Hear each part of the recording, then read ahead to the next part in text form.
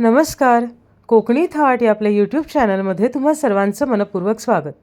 तर आज आपण बघणार आहोत अगदी झटपट होणारी अशी ओल्या मटारची उसळ. बनवायला अतिशय सोपी आणि ही उसळ तर अगदी 15 मिनिटात तयार झाली आहे. का तर वाटण तयार होतं आणि कुकरमध्ये केली आहे. उसळ जर कढईत करायची असेल तर किती वेळ ठेवायची किंवा काय करायचं हे सगळे डिटेल्स मी व्हिडिओमध्ये सांगितलेत, त्याच्यामुळे व्हिडिओ शेवटपर्यंत बघा. चला तर मग पाहूया साहित्य आणि कृती. तर या ठिकाणी मटार सोलून घेतलेत मी आणि बटाटा एक मोठा घेतला आहे, तो इतका जाड कापून घेतलेला आहे, स्वच्छ धुवून वगैरे घेतलेला आहे. तर आजची ही भाजी आपण कुकरमध्ये करतो आहे लवकर व्हावी म्हणून. तुम्ही कढईत ठेवणार असाल तर एक 2-3 उकळ्या काढायला लागतील. आता या ठिकाणी वाटण, हे वाटण मी आधीच तयार करून ठेवलं होतं. याच्यामध्ये भाजलेला कांदा, भाजलेलं सुकं खोबरं, आलं, लसूण आणि कोथिंबीर एवढ्याच गोष्टी आहेत. प्रमाण सांगते. कांदा मोठा घेतलेला होता एक, आणि जेवढा कांदा आहे त्याच्या निम्म खोबरं होतं, 4-5 लसूण पाकळ्या आणि अर्धा ते 1 इंच आलं. मिक्सरला वाटताना थोडक्यात कोथिंबीर घातली, बारीक वाटून घ्यायचं. आता कुकरमध्ये मी तेल गरम करत ठेवलं होतं, त्यात कढीपत्ता घालून घेतला आहे आणि 2 चमचे वाटण घालून घेते जे तयार होतं त्यातलं. तुम्ही भाजी किती करताय, किती घट्ट पातळ हवे याच्यावरती वाटणाचं प्रमाण कमी जास्त करू शकता. आणि या ठिकाणी कांदा आणि टोमॅटोसुद्धा तुम्ही फोडणीमध्ये घालू शकता. मी यातलं काही घातलेलं नाही आहे. वाटण परतून झालं की त्याच्यामध्ये अर्धा छोटा चमचा हळद आणि आपल्या आवडीप्रमाणे तिखट घालून घ्यायचं. मी 1 चमचा लाल तिखट आणि 1 चमचा कांदा लसूण मसाला घालून घेतलेला आहे. 1 छोटा चमचा शाही गरम मसाला घालून घ्यायचा आणि मसाल्यांचा कच्चेपणा जाईपर्यंत व्यवस्थित परतून घ्यायचं. आता हीच भाजी कढईत करत असाल तर ही प्रोसिजर सेम करायची आहे. आता याच्यामध्ये आपण जे मटार आणि बटाटा ठेवले होते ते घालून घ्यायचे आणि व्यवस्थित परतून घ्यायचे. कढईमध्ये करणार असाल तरीसुद्धा हे असंच करायचं. याच्यामध्ये चवीनुसार मीठ घालून घ्यायचं आहे.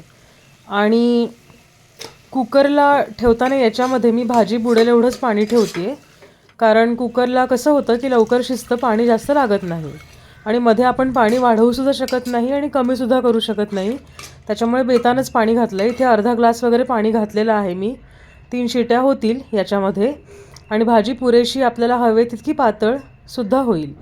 कढईमध्ये घालणार असाल तर पाणी घाला आणि वरती काचेचं किंवा असं बंद झाकण ठेवू शकता.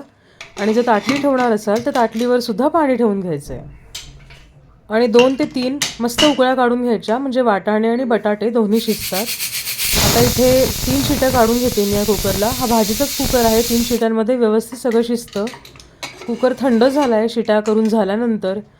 आता तुम्ही बघू शकता की इथे खोबरं वगैरे व्यवस्थित परतलं गेलं होतं वाटणाचं, त्याच्यामुळे तेलसुद्धा छान सुटलं आहे, पण भाजी तेलकट नाही झाली आहे.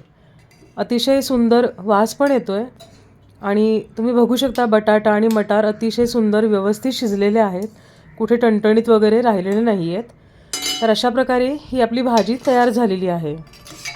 तर उसळ म्हटली की प्रत्येकाची खायची पद्धत वेगळी.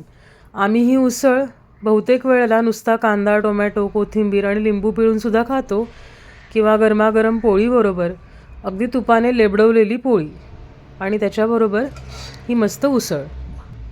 आणि सीझनला हे मटार खाण्यासाठी ना एक वेगळीच ओढ असते आणि खूप टेस्टी. गरमागरम भाताबरोबरसुद्धा हा रस्सा खूप छान लागतो.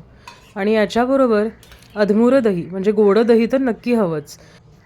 मस्त गुरगुरीत भात, त्याच्याबरोबर हा मटारचा रस्सा आणि त्याच्याबरोबर दही, अतिशय उत्तम चविष्ट असं एक कॉम्बिनेशन आहे. अशा प्रकारे अगदी सोप्या पद्धतीने झटपट होणारी अशी मटारची उसळ तुम्ही कधी ट्राय केली नसेल तर नक्की करून पहा. रेसिपी आवडली असेल, व्हिडिओ आवडला असेल तर आपल्या कोकणी थाट या यूट्यूब चॅनलला नक्की लाईक आणि सबस्क्राईब करा. धन्यवाद.